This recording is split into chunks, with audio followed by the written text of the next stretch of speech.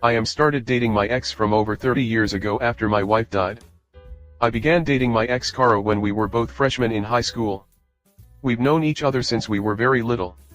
We stayed together all throughout school. We were young, in love, and at the time I was convinced she was my soulmate. After graduation I enlisted in the Marines, and just like the military man stereotype, Kara and I got married the second we both turned 18. Everything went smooth for 2 years, but eventually we drifted apart. It's neither entirely her fault nor mine that the relationship ended. We simply became different people and clashed constantly. We got married way too young. We wanted different things out of life and were both unhappy. The marriage ended on a bitter note. Then, a year after the divorce, we met up and had a civil conversation. We both apologized for our respective mistakes, wished each other luck, and parted ways on good terms. I met my wife Julie a few years after that conversation. We got married and had a son and daughter who are now adults. 10 years ago, Julie ended up passing away in a car crash. It was devastating. I was too swallowed up in my own grief to date for a long time. Then, 2 years ago, Kara moved back to our hometown that I still live in. She was able to get a very early retirement and had come back to care for her sick mother. She was married once again after me, but that ended in divorce as well. We saw each other at the grocery store and decided to meet up at a coffee place to chat. It ended up being a very pleasant talk and we agreed to meet up a few more times after that. We both changed and matured over the decades and seemed to click even better than when we were teenagers. We had both accomplished our different life goals that had originally caused our separation. We even ended up sharing a lot of different hobbies/beliefs that we'd picked up since we last saw each other.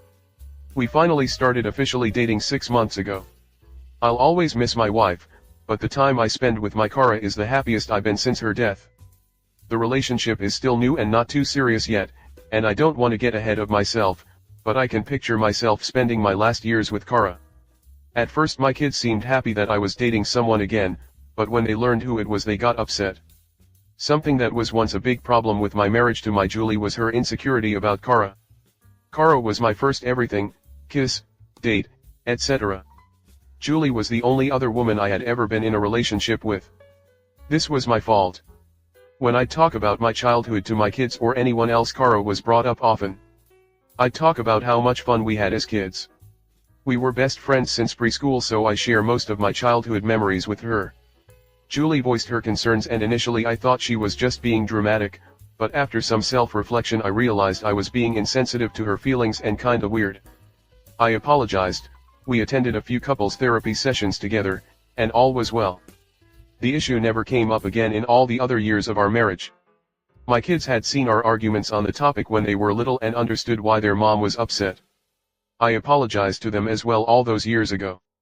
They said they're upset because they feel like dating the woman my wife was insecure about after her death was insensitive, cruel, and an insult to her memory. I tried to explain how I had no feelings for Kara while Julie was alive, but they hung up the phone.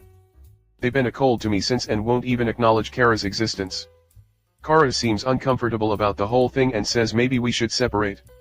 She doesn't want to come between my kids and I to possibly ruin our relationship. Of course I don't want that. But I really do love Kara and am finding it difficult to decide how to fix this. Comment. It feels like kids should respect your life. You didn't do anything wrong to your recent wife. You were loyal to her. I can see how this can be complicated. On the other hand, why don't they happy to see that you are happy? You have been widowed for 10 years and deserve to be happy again. Write a message to your children. Explain to them that you have always loved your deceased wife and will continue to love them. Write them what you wrote to us here. My mother also passed away and I would have absolutely no problem with it if my father felt and acted like you. His happiness is important to me. I know how he was after her death and I know that he loved her. If he is doing well in this relationship, he feels comfortable, I am the last person on earth not to treat him to this happiness. Your children don't know what the future has in store for them. There are not only negative ex-partners. Some come back after many years and enrich your life extremely. Good luck and all the best. Story 2. My mother hates my husband and I need advice on how to proceed. So to provide a bit of context first, and please excuse my shitty formatting as I'm typing on my phone. My mother and I have already had a strained relationship due to a messy childhood, abusive father, sexual abuse which my mother was aware of but never provided support or did anything to stop it, etc. Basically just a very absent mother, but she will never see it this way. Well, my husband and I met 10 years ago when I was still living with my mother, and I used to sneak him into the house while my mom worked nights. Of course she ended up catching us. We woke up one morning to her standing over us while we slept. They got into an argument with both sides throwing their shots. I don't even remember how exactly it transpired, but my husband brought up how my mom treated me bad and has never cared for me and always treated me like the live-in maid. I got kicked out as a result, 3 days before we got our keys to our own place, lol. About a year went by and we made up. We always visit, we always check in with the family, we always help around the house when we are over, we always initiate any sort of conversation, etc. So very one-sided. But we suck it up, because it's family, right? My husband has moved my mother's entire house, almost single-handedly, moved my grandfather 600 plus miles, cooks and cleans when he's at her house, done tons of landscaping, buys her thoughtful gifts, makes a point to remember things she says about work and ask about them, shows interest in her hobbies, the list goes on and on. He has done so much to try to be the best still.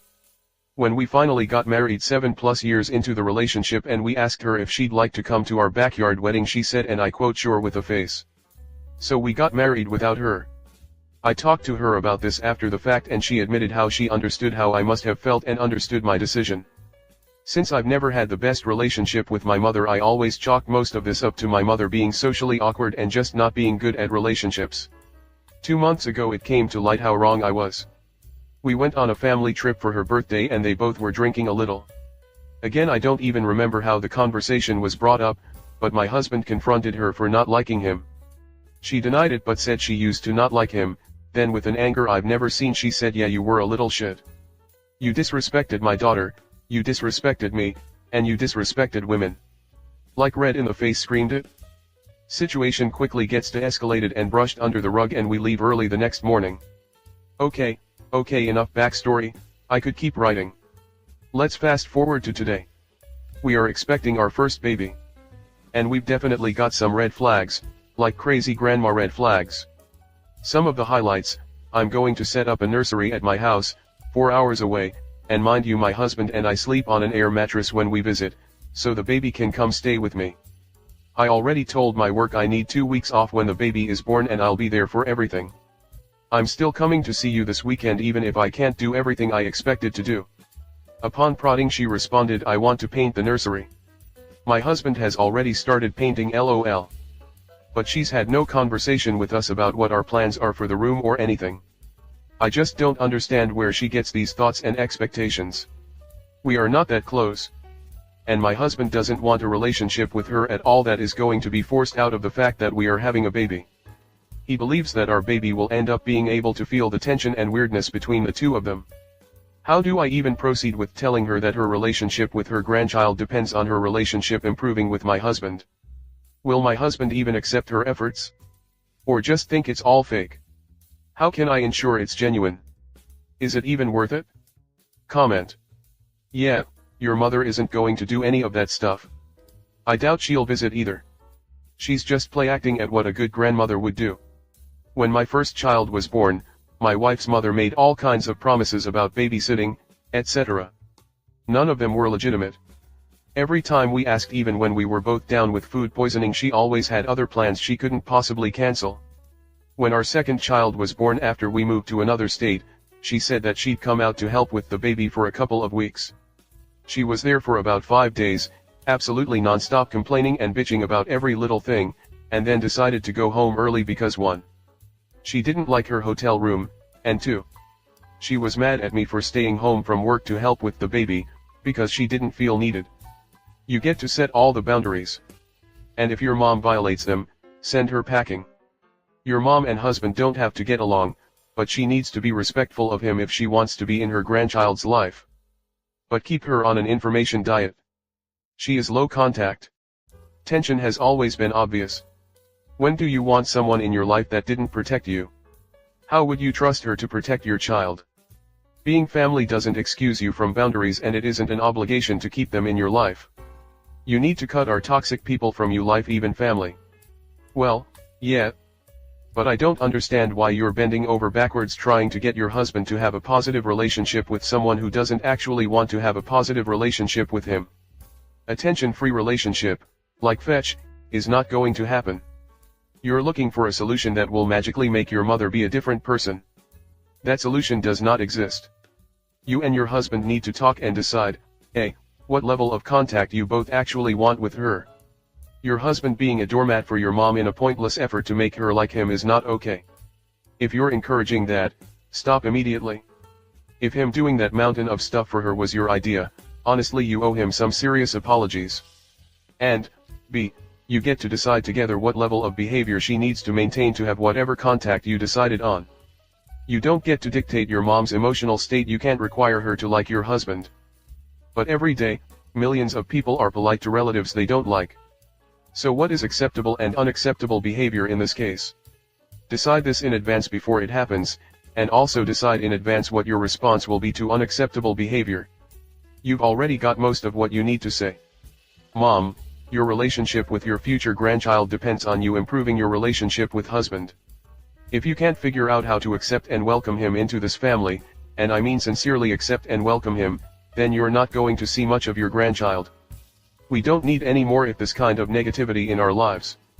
So don't be making any big plans to come stay with us after the baby's born, because you may not be welcome unless I see some significant changes in your behavior. And don't count on having the baby come stay with you, either.